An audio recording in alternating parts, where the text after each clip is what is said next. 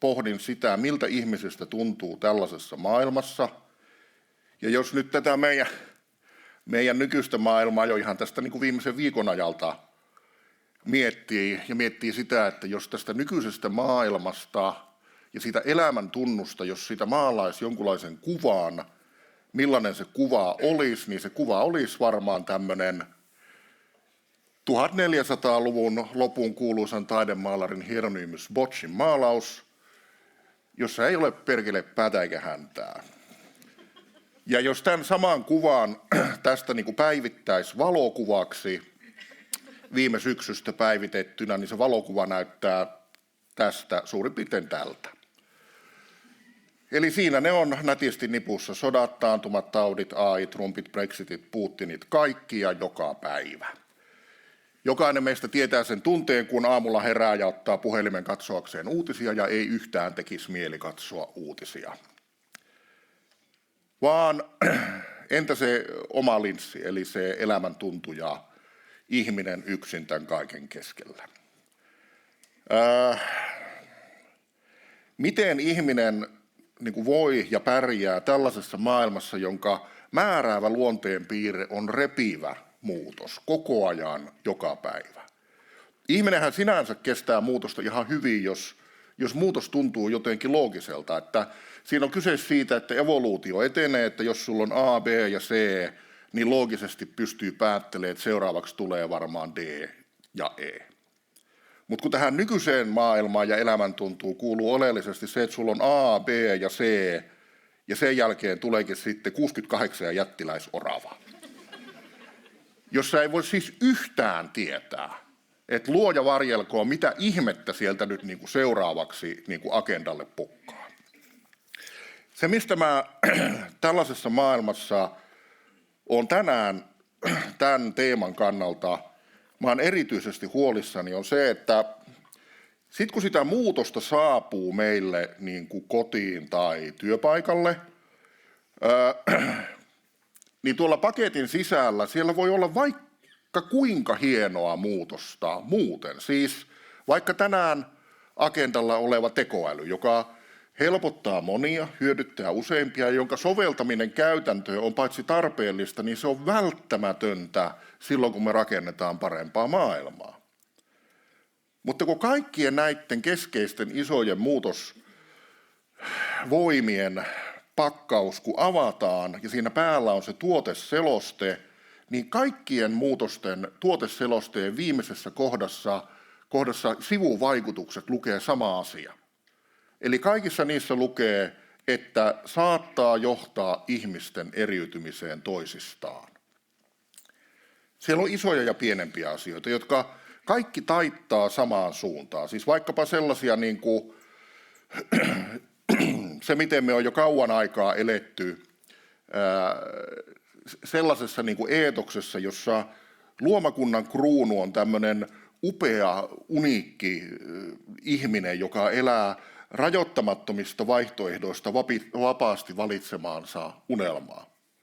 Instituutioista ja yhteisöistä ja niihin kuulumisesta on tullut jotenkin noloja ja tunkkasia asioita, koska todellinen nykyihminen ei tarvitse kotinsa ulkopuolella olevia muita ihmisiä oikein mihinkään oman elämänsä kannalta. Monella elämänrytmit on irronnut yhteydestä muihin ihmisiin. Ihmiset ei enää kohtaa kodin ulkopuolella tai välttämättä kotonakaan yhtä usein. Etätyö on tietyllä tavalla, nykyisellään se on saavutettu etu. Toimistolla ollaan eri päivinä eri aikaan ja siellä työnteon raoissa elävä ihmisyys tietyllä tavalla vähän niin kuin kuihtuu pois. Se ei saa aurinkoa muilta ihmisiltä. Ihmisten elämässä niin sanotut kolmannet paikat, eli kaikki se, mikä ei kuulu kotiin tai työhön, niin kuin kahvilat, kirjastot, nuorisotilat, pupit, kauppakeskukset, parturit, leikkipuistot ja seurakunnan tilat on kaikki tyhjentynyt Suomessa ja maailmalla. Liittyy siihen keskusteluun, mitä käydään esimerkiksi keskusta-alueiden käyttöasteen osalta. Lapsiluvun laskusta puhutaan paljon, mutta se on mun mielestä väärä sana. Meidän esikoinen on syntynyt 2009 Ja kun hän syntyi, niin ikäluokan koko oli 62 000 lasta. Vuonna 2024 ikäluokan koko oli 42 000 lasta. Eli lapsiluku ei ole laskenut, se on romahtanut. 1/3 meidän lapsista on yhtäkkiä kadonnut jonnekin. Se tarkoittaa esimerkiksi sitä, että seuraavan 18 vuoden aikana tällaisia tavallisia 300 oppilaan kouluja on Suomessa tyhjänä 700 kappaletta. Sen verran meiltä on hävinnyt lapsia. 700 koulua, puff, näin lyhyessä ajassa.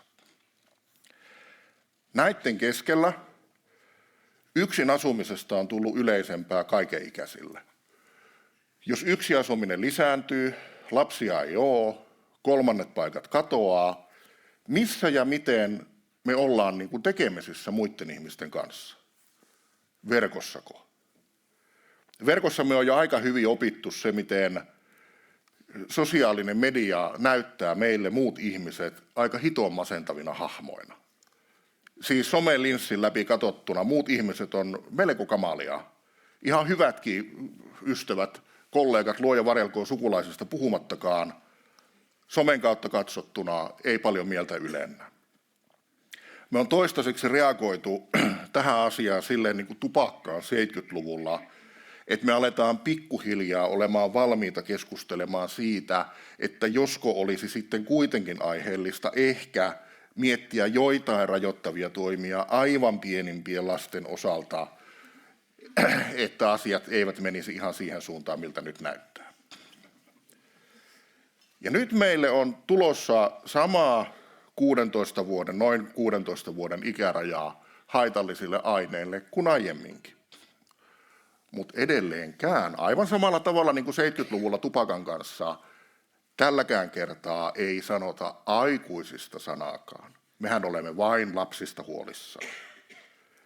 Jos tupakkaa käytetään benchmarkkina tässä asiassa, niin tämä malli ei ratkaissut yhtään mitään, päinvastoin. Itse olen alaikäisenä opetellut polttamaan tupakkaa juuri tähän aikaan, kun se oli kielletty alle 16-vuotiaalta. Mä uskon systeemin haluun ja valmiuteen puuttua puhelimen haittoihin.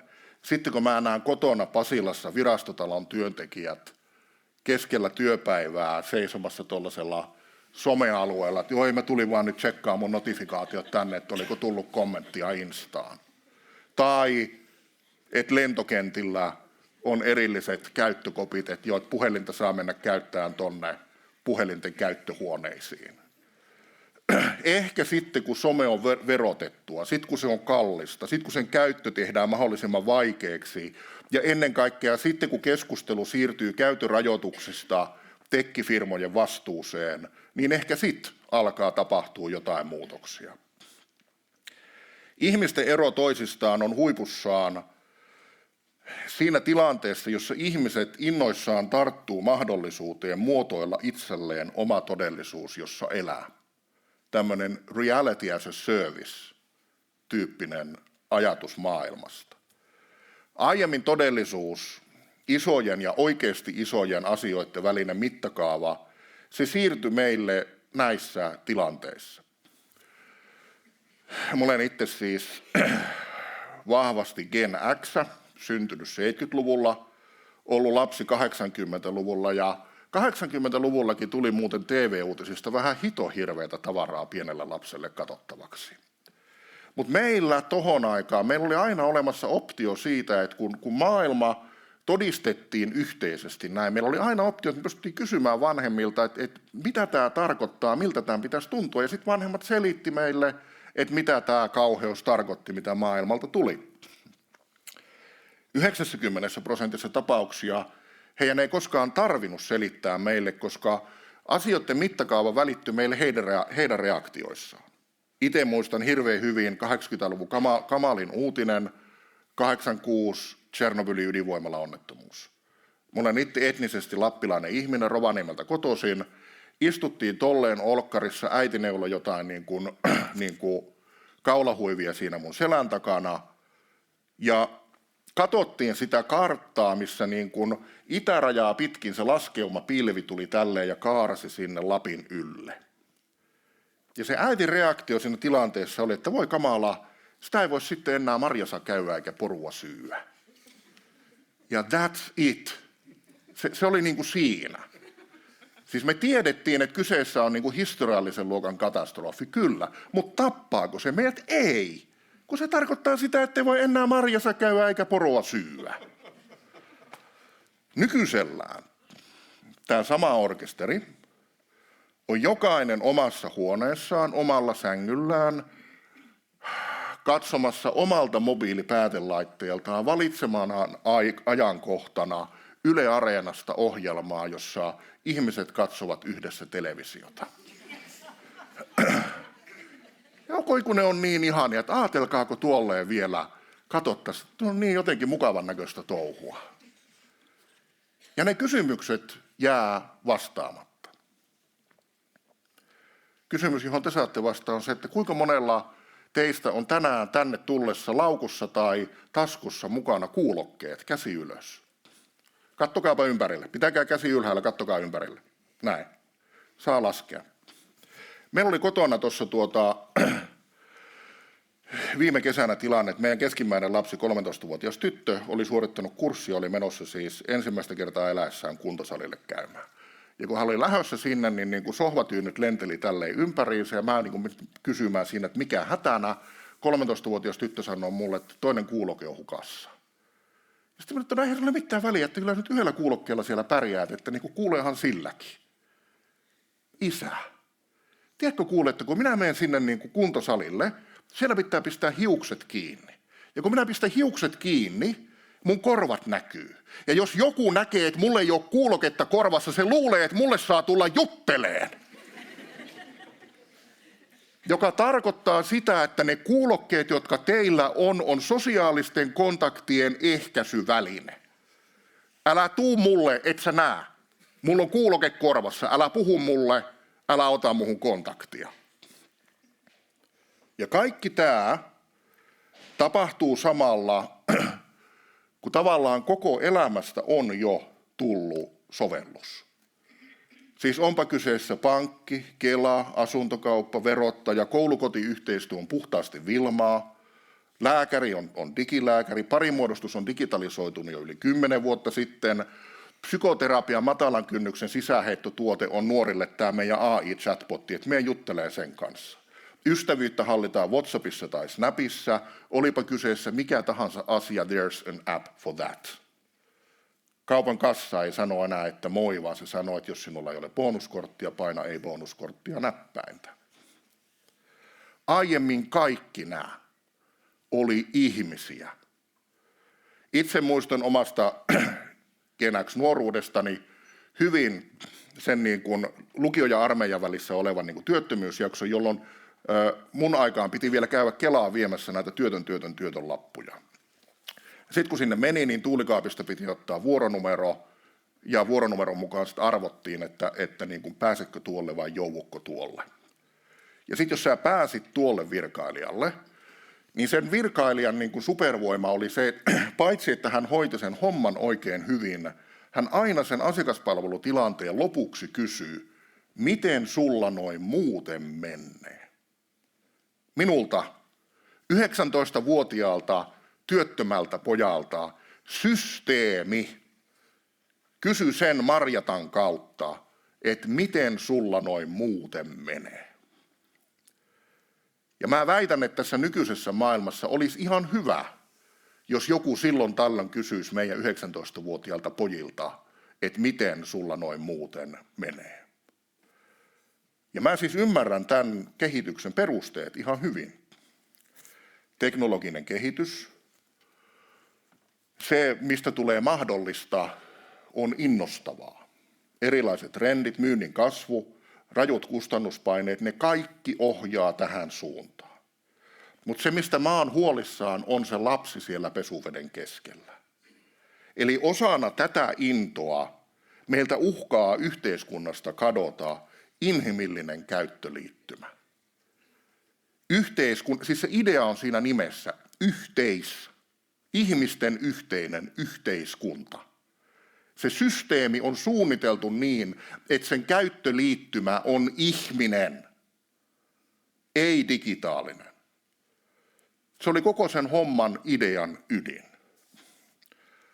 Akuutisti isoin asia, mistä mä oon huolissaan niin kuin tässä viitekehyksessä, on se, mitä on tapahtunut meidän nuorten sosiaalisille suhteille. Koulu- ja harrastusten ulkopuolella sosiaalisuus on pitkälti digitaalista. Nuoret ei enää biletä. Tai sanotaan niin, että ne nuoret, joiden ei pitäisi juoda alkoholia, juo sitä tänä aikana yhä enemmän. Ne ihmiset, joiden ehkä olisi ihan hyvä juoda, ei juo ollenkaan näinä aikoina. Nuorten sosiaalisuuden murtuminen vaikuttaa aivan kaikkeen, eli siihen, miltä tulevaisuus tuntuu, miltä tuntuu ajatella itsenäistymistä, parisuhdetta, seksuaalisuutta, lisääntymistä ja vanhemmuutta. Se liittyy siis siihen, että nytkähtääkö elämä koskaan liikkeelle vai jääkö se lähtötelineisiin. Niin kuin jokainen meistä päivittäin näkee uutisista Suomesta ja maailmalta, ihmisyys tällä hetkellä on sellaisissa kantimissa, että meidän on pikkupakko alkaa opetella puhumaan hyvien asioiden huonoista puolista. Koska kun me edistetään välttämättömiä muutoksia, uusia teknologioita, ne voi edetä vain, jos ne asiat koetaan yhteisiksi. Vain yhteiset asiat voi edetä. Ja asioista tulee yhteisiä vain keskustelun kautta. Sellaisen keskustelun, jossa jokainen kokee jotenkin tulleensa nähdyksi ja kuulluksi oikein. Hän on saanut sanottaa ne huolensa, ne on tullut huomioon otetuksi ja rekisteröidyksi. Ja näissä tilanteissa, niin kuin teknologisen kehityksen suhteen muutenkin, tämän hetken kaikista suurin tarve maailmassa on luottamus.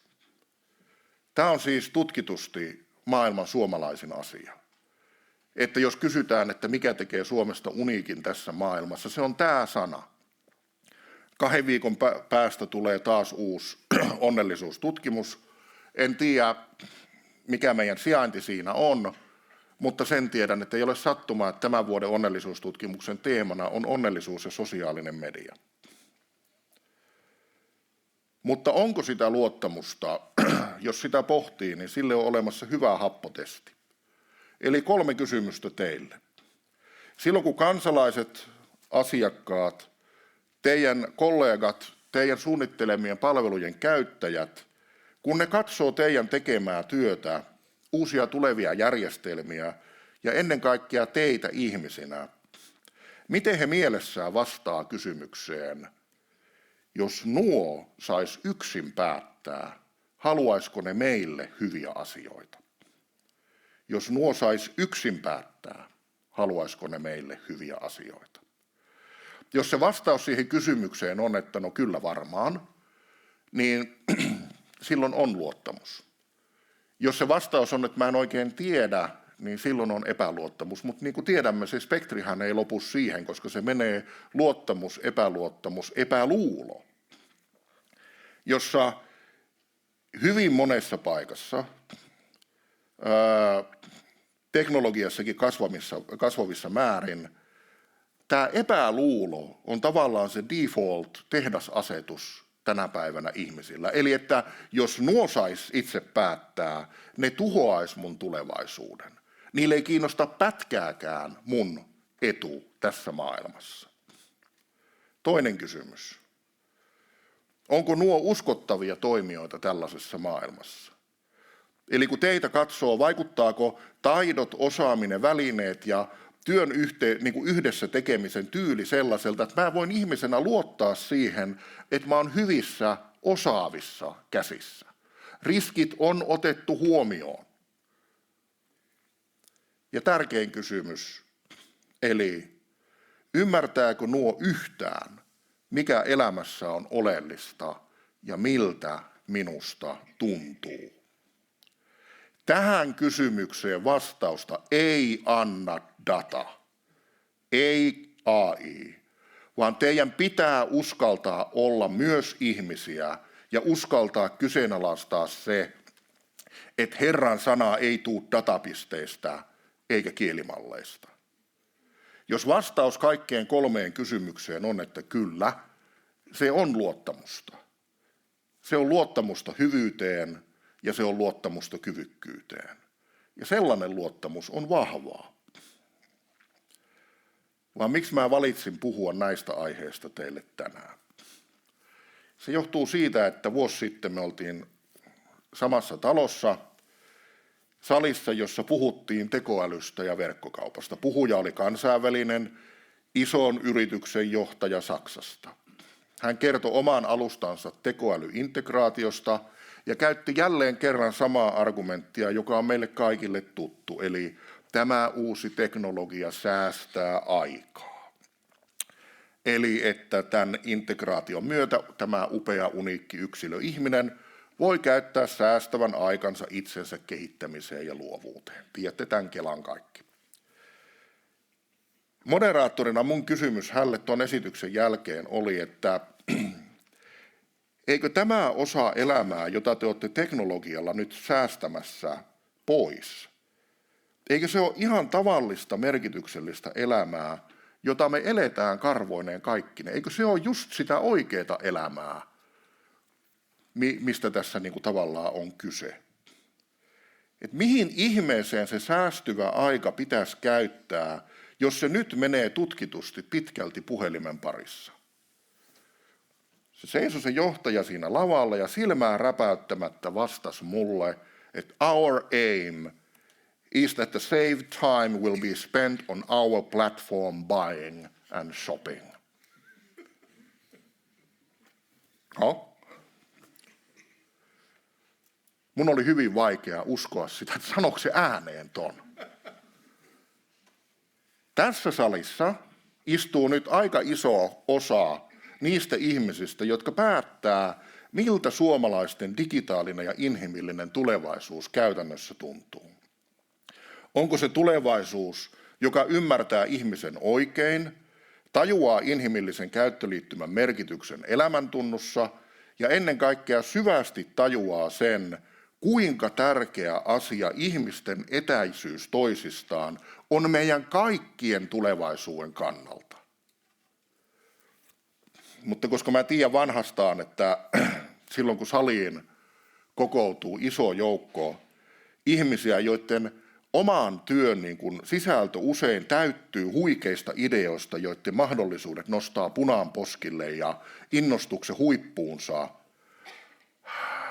ja sitten kun ne keskenään juttelee ja toisiaan oikein kiihdyttää, niin mulla saattaa olla vähän semmoinen olo, niin kuin mä olisin tällaisen yläasteen tarkkailuluokan poikien kanssa tänään tutustumassa Koffin Panimoon Keravalla. Ja mun rooli tällä vierailulla olisi olla se terveydenhoitaja, joka yrittää puhua pojille liiallisen alkoholin käytön riskeistä ja seurauksista.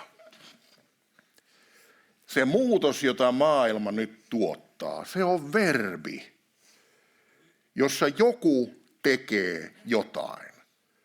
Kyseessä ei ole siis kehitys, joka tapahtuu jossain maailmalla ja sitten se saapuu tänne meille Suomeen ja sitten meidän on pakko tehdä se, mikä maailmalta tuli tänne. Se muutos on asia, jota joku jossain rakentaa mieleisekseen joka päivä, mutta sen rakentamisen voi aloittaa myös täällä. Siinä yhteiskunnassa, jonka keskeisin elementti on luottamus. Teknologian soveltamisesta ja sen vaikutuksista ihmisyyteen me päätämme itse. Aivan niin kuin te olette kaikki päättänyt tänään tulla tänne tapaamaan oikeita ihmisiä.